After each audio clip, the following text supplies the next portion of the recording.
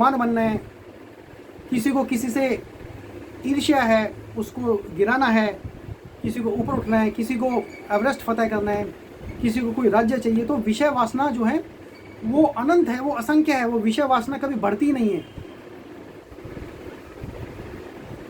जो बिल्कुल जिसके पास घर नहीं है उसके पास खाली मेरे को झोपड़ी मिल जाए, झोपड़ी मिल जाए तो मेरे को चाल मिल जाए, चाल मिल जाए तो मेरे को छोटा फ्लैट मिल जाए, छोटा फ्लैट में वाले को बंगला मिल जाए, बंगला वाले को फार्म हाउस मिल जाए, फार्म हाउस वाले को विला मिल जाए, विला वाले को एक बड़ा सा एक राज्य, एक बड़ा अच्छा कई एकड़ का कुछ और चीज़ मिल जाए, साइकिल वाले को स्कूटर, स्कूटर को कार, कार वाले को BMW, BMW को चार्टर प्लेन। तो वासना तो कभी ख़त्म होती ही नहीं। इस साल 10 कपड़े खरीदे, 15 साल पहले कपड़े खरीदे, 14 साल पहले, पिछले साल, दूसरे साल, पहले साल, आगे साल तक 50 चीज़ें चाहिए। तो यही कहा है कि यदि कोई चीज़ पूरी नहीं होती तो उससे गुस्सा आता है। अरे मेरे नंबर गया, इसमें थर्ड आ गया, मैं तो फिर गया, उसमें गुस्सा आएगा। ये चीज़ चाहिए थी, मेरे को कार चाहिए थी, नहीं मिली, गुस्सा आएगा। प्रमोशन चाहिए था, नहीं मिला, गुस्सा आएगा।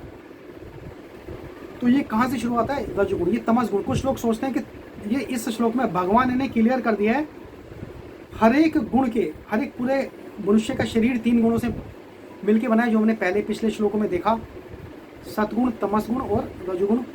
इन्हीं के डिफरेंट परम्यूटेशन कम्बिनेशन से सारे कैरेक्टरिस्टिक्स मनुष्य में आते हैं। और जो विषय वासना का जो कैरेक्टरिस्टिक आता है वो रजोगुण से आता है। तमोगुण के तो और भी ज़्यादा दुष्परिणाम आते हैं। तो रजोगुण से उत्पन्न हुआ, तमोगुण से नहीं उत्पन्न हुआ विषय वासना। तो जब जीवात्मा भौतिक सृष्टि के संपर्क में आता है तो उसका शाश्वत कृष्ण प्रेम रजोगुण की संगति से काम में परिणित हो जाता है, अथवा दूसरे शब्दों में ईश्वर प्रेम का भाव काम में उसी तरह बदल जाता है जिस तरह इमली के संसर्ग में दूध दही में बदल जाता है। और जब काम की संतुष्टि नहीं होती तो क्रोध आना, जब कोई काम नहीं होता तो क्रोध आता है ना, यार क्यों नहीं हुआ, मैंने, अरे काश मेरे मिस हो गई ये वाली डेडलाइन, ये तो मेरे को करना ही था। वो क्रोध में आ जाता है। यदि खाने पे समय पर खाना नहीं मिला तो क्रोध आ जाता है, क्योंकि वो काम नहीं सिद्ध हुआ कि भाई 2 बजे खाना मिलना था, मैं अभी नहीं मिला, गुस्सा आ जाता है। क्रोध मोह में, और मोह इस संसार में निरंतर बना रहता है। जब क्रोध आता है तो क्रोध से मोह होता है, इससे नहीं हुआ तो मेरे को ये करना चाहिए, अच्छा काश मैं ये बाहर का इस दोस्त को इसका रेस्टोरेंट से कांटेक्ट कर लेता हूँ तो सही टाइम पे खाना तो अभी मिल जाएगा। तो एक मोह हो जाता है कुछ प्रकार के खाने से, एक एग्जांपल ही दे रहा हूँ। और जैसे ही मोह डेवलप हुआ इस संसार के और जकड़न में बंध गए, निरंतर बंधन आ गया। अतः जीवात्मा का सबसे बड़ा शत्रु काम है, और ये काम ही है जो विशुद्ध जीवात्मा का इस संसार में फंसे रहने के लिए प्रेरित करता है, क्रोध के द्वारा। तो क्रोध जो आता है वो तमोगुण का, अब जो क्रोध है ना, क्रोध काम तो था रजोगुण का आउटकम, अभी जो क्रोध आया वो तमोगुण का एक आउटकम है। तो जब जैसे क्रोध हुआ इसका मतलब तमोगुण उत्पन्न होना शुरू हो गया। अभी तक हम रजो में थे, तो यदि हम काम विषय वासना कर सकते थे लेकिन क्रोध ना करें तो अभी हम रजोगुण में रह सकते हैं। जैसे ही क्रोध आया तमोगुण ने अपने लक्षण दिखाने शुरू कर दिए। ये गुण आपको क्रोध और अन्य रूप में, क्रोध, मोह, ये सब चीजें आएंगी। तो यदि रहने तथा कार्य करने की विधियों द्वारा रजोगुण को तमोगुण में न गिरने देने तक सद्गुण तक ऊपर उठाया जाए। अब मनुष्य के ऊपर है, अभी रजोगुण से तमोगुण पे जाता है या रजोगुण से सद्गुण में जाता है। सद्गुण में कैसे जाएगा? अभी विषय वासना है, 4 विषय वासना आई, 3 वासना छोड़ दी, 1 वासना छोड़ दी, 3 विषय वासना रखी। चलो यार ये नहीं छोड़ता, इसमें बिल्कुल भी कुछ आए, मैं कुछ भी आएगा स्वाद का, मैं खाने का चीज़ मैं सोचूंगा ही नहीं, मैं प्रमोशन का सोचूंगा, जो मेरे से अच्छा है वो प्रमोशन ले जाए। एक भी ऐसी भावना है, 1 विषय वासना छोड़ी, सद्गुण की तरफ मूव कर गए। एक मोह छोड़ा, एक विषय वासना, एक विषय में किसी वस्तु को पाने की एक राह, एक इच्छा छोड़ी, सद्गुण में एक स्टेप आगे बढ़ गए।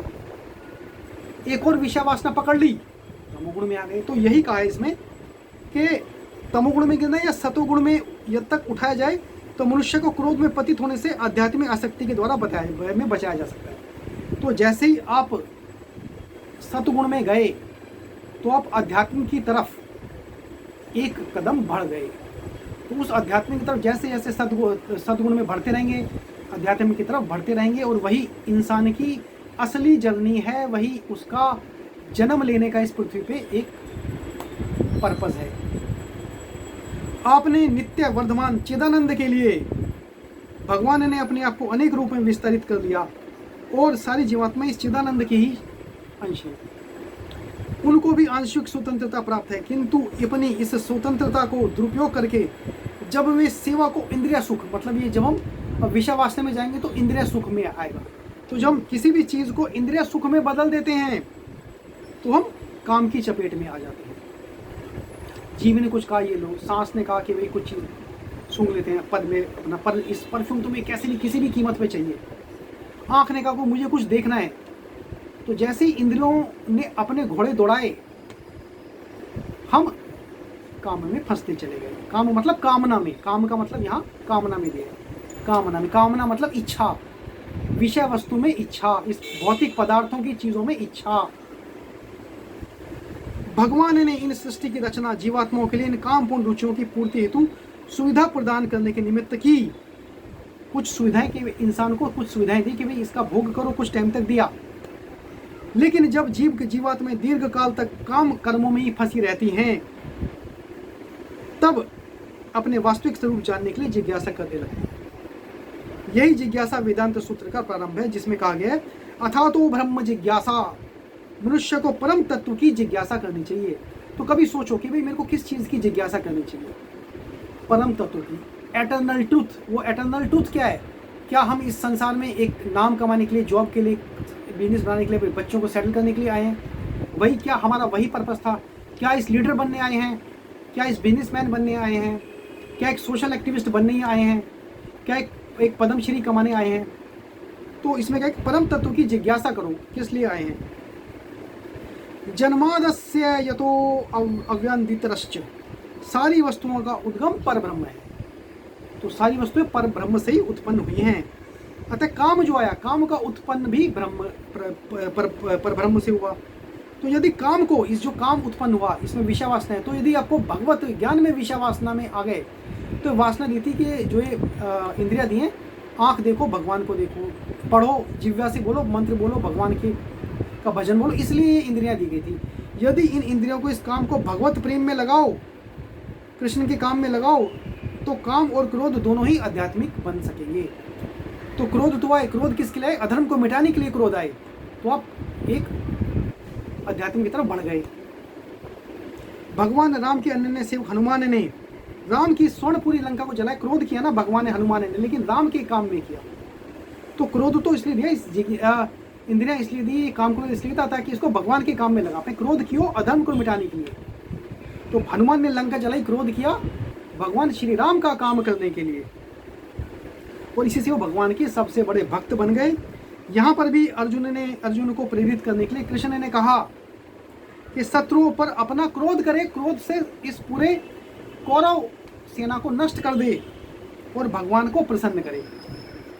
अतः क्राम कथा क्रोध भगवान कृष्ण भगवान भावनात्मक परिप्युक्त होने पर हमारे शत्रु में आकर मित्र बन जाते हैं। तो अगले में श्लोक में कहे धूमेन व्रियते वह्निर्याथर् दर्शो मलेन च यथो अलमेनावृत्तो गर्भस्थता तेनेदमुन्वा अमारुतम। तो उन्होंने कहा कि धूमेन मतलब धुएं से, आवृयति मतलब धुएं से ढकना, वहनी यथादर्शो, वहनी जिस प्रकार मतलब अग्नि जिस प्रकार से, उल्बेन एक वर्ड यूज किया, उल्बेन मतलब वोम, अपना गर्भाशय, उसको उल्बेन, आवृत जो लिखा तेनेदम आवृतम, तो जो तेनेदम जिस प्रकार से गर्भ को ढका रहता है। तो इसका अर्थ क्या हुआ? जिस प्रकार अग्नि धुएं से, दर्पण धूल से अथवा भ्रूण गर्भाशय से आवृत रहता है, उसी प्रकार जीवात्मा इस काम की विभिन्न मात्राओं से आवृत रहता है। तो हम कहते हैं हमें आत्मा दिखती क्यों नहीं? अब अंदर जो भगवान की जीवात्मा है वो हमें दिखती क्यों नहीं? तो जो एक आदर्श, एक तो धुआं वर्ड यूज़ किया है, एक वहनी अग्नि के लिए यूज़ किया है, और आदर्श यूज़ किया है जो दर्पण के लिए यूज़ किया है। तो उसने कहा कि जिस प्रकार अग्नि तो है, लेकिन अग्नि क्या है कि धुआं आ जाए तो अग्नि दिखती नहीं है, अभी पेट में बच्चा तो है लेकिन उसका गर्भ सामने आया हुआ है तो बच्चा डायरेक्ट नहीं दिखता। शीशे के सामने खड़े हो जाओ तो शक्ल दिखेगी नहीं, यदि शीशे पे बहुत धूल हो तो धूल साफ करनी पड़ती है ना, शीशे में दिखे। तो जब तक धूल रहेगी वो शीशे में चेहरा दिखेगा नहीं, धुआं होगा अग्नि में दिखेगा नहीं। उसी प्रकार से जो जीवात्मा है, हमारी जीवात्मा जो भगवान का अंश है, वो काम की विभिन्न मात्राओं द्वारा ढका रहता है। हमारी जितनी विषय वासनाएं हैं, हमारी इंद्रिय की विषय वस्तुएं हैं, उसकी कामना से ही ढका रहता है। तो हमें वो जीवात्मा दिखती ही नहीं है। जीवात्मा के आवरण की 3 कोटियां हैं, जिनसे उनकी शुद्ध चेतना, जिसको प्योर कॉन्शियसनेस बोलते हैं, जिसको एटर्नल ब्लिस बोलते हैं, उसकी शुद्ध चेतना धूमिल होती है। यह आवरण का ही काम है जो विभिन्न स्वरूपों में होता है तथा अग्नि में धुआं, दर्पण पर धूल और भ्रूण पर गर्भाशय। तो जो पेट दिया हुआ है उसमें अंदर भ्रूण उसके अंदर है। तो कहा गया है कि इसमें यद्यपि कहीं कहीं धुआं होता है तो अग्नि का होना अनिवार्य है, किंतु प्रारंभिक अवस्था में अग्नि की प्रत्यक्ष अभिव्यक्ति नहीं होती। तो धुआं उठ रहा है तो ये तो पता है कि अग्नि तो है, तो जो बॉडी चल रही है तो इसका मतलब आत्मा तो है। धुआं है तो अग्नि तो है, लेकिन अग्नि दिखती नहीं है। तो बॉडी चल रही है, आत्मा तो है। क्योंकि आप देखोगे जब भी किसी की मृत्यु होती है, उसकी शरीर में सब हरकत बंद, वो देख नहीं सकता, सुन नहीं सकता, सांस नहीं ले सकता, सारी इंद्रिय विषय वस्तु जीरो, क्योंकि वो जीवात्मा शरीर से निकल गई। अभी वो खाली एक ऐसा पदार्थ है जैसे और कपड़ा, लकड़ी, मिट्टी, वैसे ही वो शरीर है। उस शरीर की वैल्यू तब तक थी जब तक वो जीवात्मा उस शरीर में थी। जब तक वो जीवात्मा थी, उस आदमी का नाम भी था, उस औरत का नाम भी था, उसकी एक पहचान थी, उसका एक डेजिग्नेशन था, उसका एक संबंध था। जैसी वो जीवात्मा गई, हर एक चीज जीरो हो गई। उसको बोलते हैं बॉडी को निकालो, उसका नाम बॉडी हो जाता है, शरीर। भाई वो कहते हैं अच्छा बॉडी ले आए, डॉक्टरी बोलेगा अरे भाई बॉडी को नहलाया, अरे भाई बॉडी को ले जाओ खराब हो जाएगी, बॉडी को जल्दी जला दो, अंतिम संस्कार कर दो बॉडी का। उस समय कोई नाम नहीं लेता, उस समय कोई पद नाम कुछ नहीं लेता, वो सब सीधे के शरीर बन जाता है। तो जो जीवात्मा ही वो एक एनर्जी है जो पूरे विषय वस्तु और पूरी स्थूल शरीर को चलाती है। तो वही कहा है कि वो जीवात्मा तो है लेकिन वो शरीर के अंदर है, इसलिए दिखती नहीं है, शरीर का आवरण आया हुआ है। भगवान के इस को मिलने का तरीका क्या है? भगवान के पवित्र नाम का संकीर्तन। अभी क्या है कि अब भ्रूण है, भ्रूण तो बिल्कुल भगवान का प्योर एक जीवात्मा अभी संसार में आई नहीं, काम में नहीं। लेकिन जो आपने देखा होगा जो भ्रूण 2-3 महीने का, 6 महीने का जब पेट में एक वोम में डेवलप होता है, गर्भाशय में बच्चा, उसको स्वतंत्रता नहीं है, वो हल्का सा हिलता है लेकिन पूरी स्वतंत्रता नहीं है। जब वो गर्भाशय में गर्भ से बाहर आ जाता है तब वो पूरा कूद सकता है, घूम सकता है, हिल सकता है, चल सकता है। इसी प्रकार से वो जीवात्मा है, उसको पूर्ण स्वतंत्रता नहीं है क्योंकि हमने कर्मों से उसको बांध कर रखा हुआ है। उसके अंदर, वो जीवात्मा के अंदर पूरी स्वतंत्रता नहीं है। तो ये एक उदाहरण दिया हुआ है। मनुष्य जीवन में काम रूपी शत्रु को योग्य निर्देशन में कृष्ण भावनामृत के अनुशासन द्वारा जीता जा सकता है। तो एक काम का जो शत्रु है उसी ने सारे आवरण बना रखे हैं। तो काम मतलब कामना, कोई भी चीज़ की कामना करते हैं वो हमारा एक नया एक लेयर क्रिएट करता है, परत पे परत, परत पे परत, इतनी लेयर बन जाती है कि हम उसे देख ही नहीं पाते भगवान का असली स्वरूप। अभी अंतिम श्लोक का अध्ययन करते हैं। आवृतम ज्ञानमेतेन ज्ञानिनो नित्य वैरिणा काम रूपेण कौन्तेय दुष्पूर्ण लेन च। तो आवृतम तो मैंने बताया ढके हुए, काम रूपेण काम के रूप में, कौन्तेय फिर से कुंती पुत्र के रूप में यूज किया है। दुष्पूर्ण कभी तुष्ट न होने वाली, जैसे कामना कभी दुष्पूर्ण है, कभी पूरी नहीं होती। अनलेन मतलब अग्नि, अग्नि का एक पिछली बार हमने देखा वहनी एक वर्ड अग्नि का बड़े सारे सिनोनिम होते हैं, तो एक वहनी अग्नि के लिए यूज किया है। और इस श्लोक में अनलेन अग्नि द्वारा, अनलेन मतलब अनल, अनल अनल मतलब अग्नि, अनलेन अग्नि द्वारा।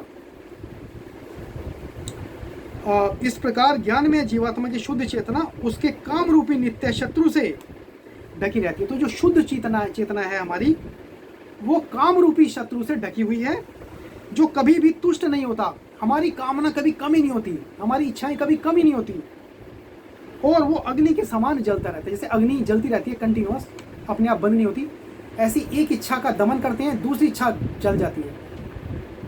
एक कार ली तो ये नहीं कि कार की इच्छा कभी होगी नहीं, अरे इससे बेहतर कार ले लेते हैं, 5 साल बाद दूसरी कार ले लेते हैं। कपड़े लिए, नई इच्छा पूरी दमन हो गई, फिर दोबारा इच्छा जल गई। तो यही कहा है कि जो इच्छा है, काम रूपी, कामना रूपी जो शत्रु है, वो कभी तुष्ट नहीं होता और वो अग्नि के समान जलता रहता है।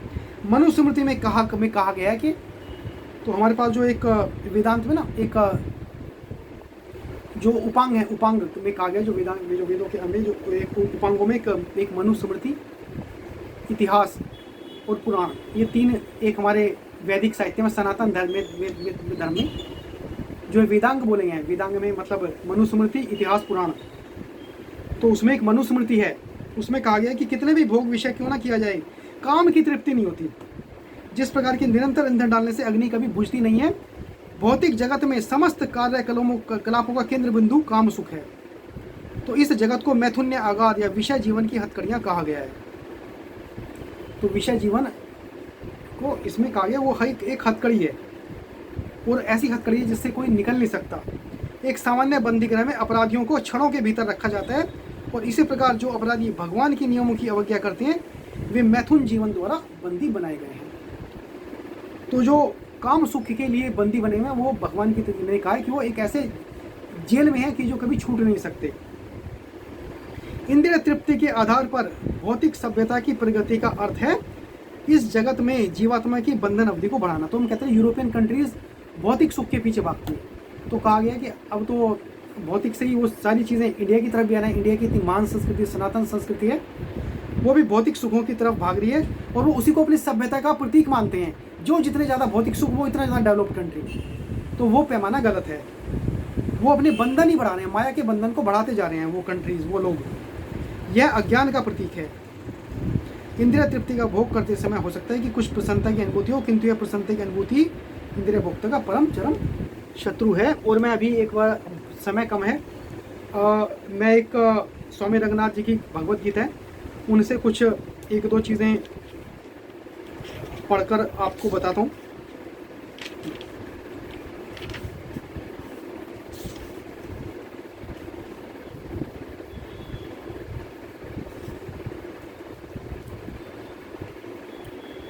तो जो 36वां श्लोक था, उसमें इन्होंने कहा है कि एक गीता हमें इस पर वेदांत की अंतर्दृष्टि प्रदान करती है। तो गीता ना सारे वेदों का एक निचोड़ है, और किसी धर्म से रिलेटेड नहीं है। गीता का जो मेरा अपना एनालिसिस है, मेरा अपना अनुभव है, गीता हिंदू धर्म नहीं है। गीता किसी धर्म से रिलेट कर ही नहीं सकते। गीता तो जीवन जीने का एक सिद्धांत है। गीता तो मॉडर्न मैनेजमेंट है। गीता तो हर काल, परिस्थिति और देश में इक्वली इम्पोर्टेंट, इक्वली इफेक्टिव है। तो कहा गया कि वेदांत की एक अंतर्दृष्टि प्रदान करती है, जो मानव व्यक्तित्व के गहराई के आयामों को लेकर मानवीय संभावनाओं के विज्ञान पर आधारित है। तो जितना इंसान सोच सकता है, वो सब गीता ने पहले से ही बता रखा है, और कैसे सोचना है और कैसे कार्य करना है, वो सब गीता ने बता रखा है। तो इसमें क्या है कि बलादिव नियोजित, जो लास्ट में इस श्लोक का बताया, मानो किसी बल के वशीभूत होकर, ये अंतिम 7 श्लोक अपराध विषय का गहन अध्ययन है, इसके कारणों का और उसे कैसे दूर किया जाए। तो ये जैसे अर्जुन ने पूछा, ये अपराध में कैसे उसे निकालें, तो ये जो लॉ के स्टूडेंट हैं उनके लिए बाकी के 7 श्लोक बहुत इंपॉर्टेंट है। 37, 38, 39, 40, 41, 42, 43। तो जो लॉ के स्टूडेंट हैं उनको ये श्लोक पढ़ने चाहिए कि अपराध प्रवृत्ति को कैसे बचाया जाए, और इन अपराध का कारण क्या है, वो सब गीता के 7 श्लोकों में लिखा हुआ है। अभी जो 37वां श्लोक है, तो उन्होंने कहा है कि ये एक काम है जो रजोगुण से उत्पन्न हुआ है। तो ये हमारी सपोज लिखा है कि हमारे गांव के लोग हैं, उनमें लाखों लोग बेहतर जीवन जीने की कोई इच्छा में नहीं रखते, और हमारे स्लम के लोग हैं, उनमें काफ़ी लोग हैं कि नहीं, हमें जैसे अच्छे हैं, सब्सिडी मिल रही है, यहीं रह दो, खाना पीना आता है आराम से, उनको कोई जीवन की, कोई बेहतर जीवन की इच्छा ही नहीं वो लोग रखते। वो निरक्षरता से भी संतुष्ट हैं, साधन नहीं है उससे भी संतुष्ट हैं। उनके पास ही पाठशाला है, उनके पास ही सरकार अपॉइंटमेंट लेकर आ रही है, अपॉर्चुनिटीज़ है, अपने रोजगार के अवसर है। अगर नहीं, हम नहीं जाएंगे। जैसे रोजगार में गए हम तो पॉवर्टी लाइन से ऊपर आ जाएंगे, फ्री का सब चीज़ बंद हो जाएगी, वो कुछ काम करना ही नहीं चाहते। तो ना वो कहते भाई अपना संत बन जाओ, चाहे तो संत भी नहीं मानते। अपराध करने में भी उनकी रुचि हो सकती है। तो यहाँ पर है कि उनमें कैसे इच्छा जगाई जाए।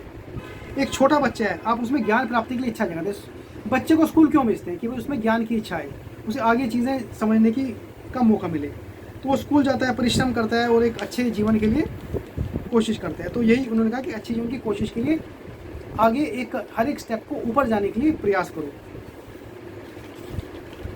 अभी एक 38वें श्लोक में उन्होंने कहा है कि एक आध्यात्मिक ज्ञान कैसे धूप में कैसे ढका रहता है। वो उन्होंने बताया कि जो ज्ञान काम से ढका रहता है। तो अपने अंदर जो अंदर का ज्ञान है वो हमारे काम वासना से, हमारी कामना की वासना से, हमारी विषय वस्तु की, हमारे इंद्रियों के सुख के हिसाब से ढका रहता है। और जो अंतिम श्लोक जो आज के सत्र का है 39वां, तो ये जो इससे अभी बचे कैसे? तो जो रजस का जो है, रजस से हम सत्य की तरफ जाएंगे तो उससे बच सकते हैं। इच्छा को कम कर दो, बच सकते हो। विषय वासना को कम कर दो, बच सकते हो।